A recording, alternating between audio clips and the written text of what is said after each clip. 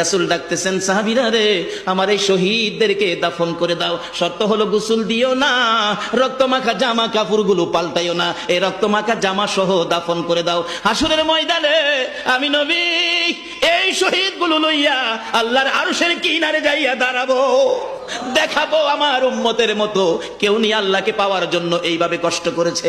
এবার দাফনের কাজ শুরু হলে কিতাব লেখে 69 জনের দাফন শেষ। 70-এর মাথায় আসওয়াদ দূরে পড়ে আছে।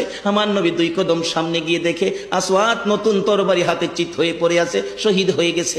আমার নবী ডাকে, রে আসওয়াদ, মদিনার হুর বিয়ে করতে পাঠাইছিলাম, মদিনার হুর বিয়ে করলি না, যুদ্ধের ময়দানে জীবন দিয়ে বিদায় হলে।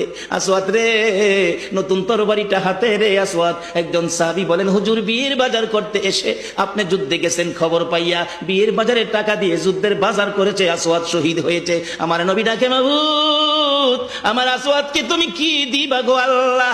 মদিনার হুর নিল না, রাসূলের পক্ষ নিয়ে জীবন দিয়ে দুনিয়ার থেকে বিদায় হলো, আমার আসওয়াদকে তুমি কি দিবা গো আল্লাহ? আসওয়াদের লাশটা ধরে ধরে কবরের দিকে নিয়ে আসতেছে। গোসল লাগবে না, কাফন লাগবে না, শুধু দাফন করে দিবে। আমার নবী আসওয়াদের কবরের পাশে দাঁড়াইয়া মুস্কি মুস্কি হাসতেছেন। সাহাবীরা আরজ করেন, ইয়া রাসূলুল্লাহ, এই কবরের পাশে হাসতেছেন কেন, ব্যাপার কি? আমার